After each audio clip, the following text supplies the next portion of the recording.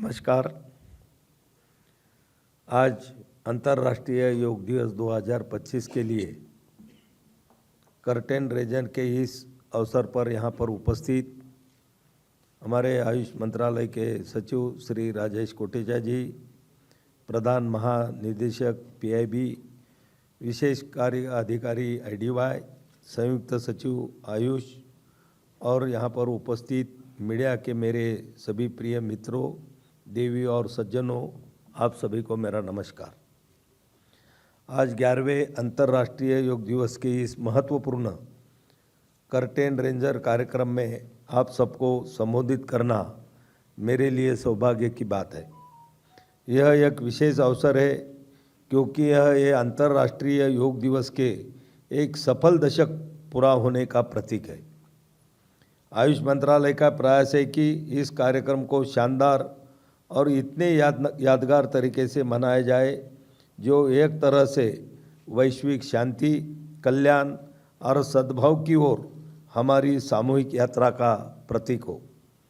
साथियों, जैसा कि हम सभी जानते हैं, हर साल आईडीवाई के आयोजन की एक थीम होती है।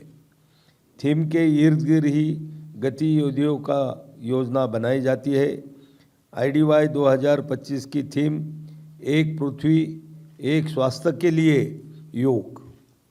इस योग जैसा कि घोषणा हमारे आदरणीय प्रधानमंत्री जी ने ये की है, 30 मार्च को अपने मन की बात में संबोधन की थी।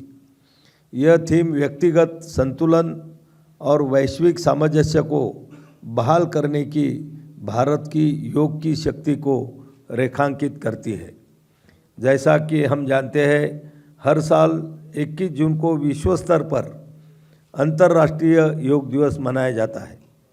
सबसे महत्वपूर्ण समारोह में से एक अंतर्राष्ट्रीय योग दिवस का मुख्य कार्यक्रम है, जिसमें हमारे आदरणीय प्रधानमंत्री जी योगाभ्यास प्रदर्शन का राष्ट्रीय नेतृत्व करते हैं। इस वर्ष का अंतर्राष्ट्रीय योग दिवस का मुख्य कार्यक्रम 21 जून 2025 को विशाखापत्तनम, आंध्र प्रदेश में आयोजित किया जा रहा है।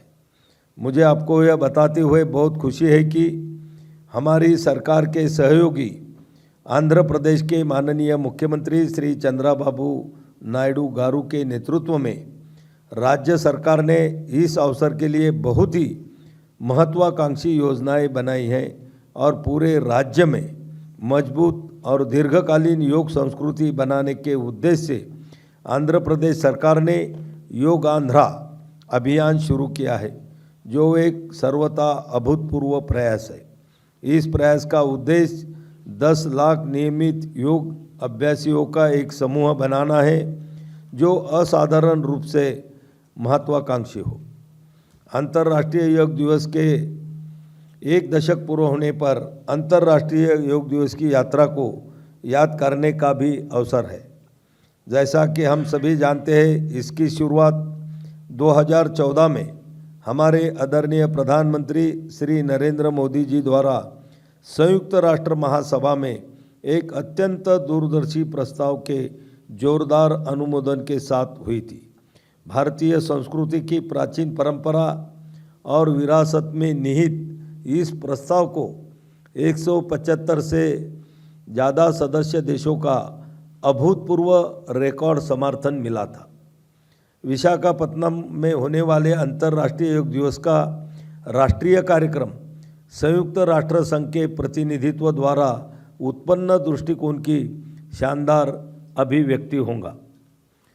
साथियों, इस वर्ष आयुष मंत्रालय ने योग की पहुंच और प्रभाव को बढ़ाने के लिए 10 प्रमुख कार्यक्रमों को बढ़ावा दिया है। ये अलग अलग गतिविधियां थी जो आबादी के विभिन्न वर्गों के अनुकूल थी। इसमें शामिल है योग बंधन, जो 10 भागीदार देशों के साथ एक सहयोगी कार्यक्रम है, जिसमें योग हस्तियों का भारत दौरा शामिल है। दूसरा है योग कनेक्ट, एक वैश्विक सम्मेलन है जिसमें प्रमुख योग गुरु और स्वास्थ्य विशेषज्ञ शामिल है। मैं मीडिया के मित्रों से इसी 14 जून को विज्ञान भवन में आयोजित होने वाले इस कार्यक्रम में भाग लेने और योग के संदेश को बढ़ावा देने का भी अनुरोध करता हूँ। हरित योग एक स्थिरता केंद्रित पहल है जो योग को वृक्षारोपण के साथ जोड़कर पारिस्थितिकी संरक्षण के साथ जोड़ती है। योग अनप्लग्ड एक ऐसी गतिविधि है जो युवाओं की भागीदारी को खास तौर से लक्षित करती है। योग समावेश विशेष ज़रूरतों वाले विशेष समूहों के लिए एक समावेशी पहल है। योग प्रभाव हमारे समाज में योग के प्रभाव का अध्ययन है जो पिछले दशक में अंतर्राष्ट्रीय योग दिवस के पालन के प्रभाव का आकलन करता है। इसकी एक रिपोर्ट हम जल्द ही जारी करेंगे। योग महाकुंभ, संयोग और योग पार्क व्यापक भागीदारी सुनिश्चित करने, सभी के लिए सुलभ योग को बढ़ावा देने, सार्वजनिक स्वास्थ्य लाभों के लिए योग का उपयोग वर्ष पर्यंत करने के लिए सरकार और उद्योग जगत ने मिलकर 1000 योग पार्क विकसित करने के लिए अतिरिक्त कार्यक्रम बनाया है। मुझे यह बताते हुए भी खुशी हो रही है कि 21 जून से पहले पूरे भारत में कई काउंटडाउन कार्यक्रम आयोजित किए जा रहे थे। इनमें लोगों की उल्लेखनीय भागीदारी रही। इनमें प्रमुख थे अंतर्राष्ट्रीय योग दिवस 2025 के 100 दिन पूर्व यानी कि 13 मार्च को नई दिल्ली में कार्यक्रम आयोजित किया गया। इस कार्यक्रम में अंतर्राष्ट्रीय योग दिवस से पहले 100 दिनों की गतिविधियों की शुरुआत की। 7 अप्रैल को भुवनेश्वर में 75 दिन पहले वाला कार्यक्रम हो गया, उसमें काउंटडाउन समारोह भी हुआ। और 2 मई को महाराष्ट्र में नासिक में 50 दिन पूर्व काउंटडाउन समारोह हुआ। 27 मई को पांडिचेरी में 25 दिन पूर्व का काउंटडाउन कार्यक्रम हो चुका है। यह देखकर खुशी हो रही कि पूरे भारत में संगठन एक पृथ्वी एक स्वास्थ्य के लिए योग थीम के तहत एकजुट हो रहे हैं ताकि व्यक्तिगत स्वास्थ्य और वैश्विक सद्भाव के लिए योग के जरिए वसुंधैव कुटुंबकम की भावना को बढ़ावा दिया जा सके। मैं मीडिया से अनुरोध करता हूं कि वे अंतर्राष्ट्रीय योग दिवस 2025 को एक ऐसा यादगार कार्यक्रम बनाने के सरकार के इस प्रयास में शामिल हो जो लोगों को योग को दैनिक जीवन में अपनाने के लिए प्रेरित करे। मुझे विश्वास है कि आप अपने मीडिया कवरेज के माध्यम से एक स्वस्थ, खुशहाल और अधिक शांतिपूर्ण समाज के निर्माण में योगदान देंगे। योग केवल आसन और प्राणायाम का अभ्यास नहीं है, यह जीवन जीने की एक कला है। यह हमें अनुशासन, संयम और सकारात्मकता सिखाता है।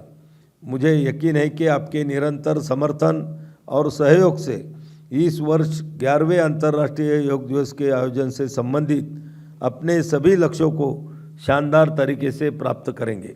धन्यवाद। जय हिंद, जय योग।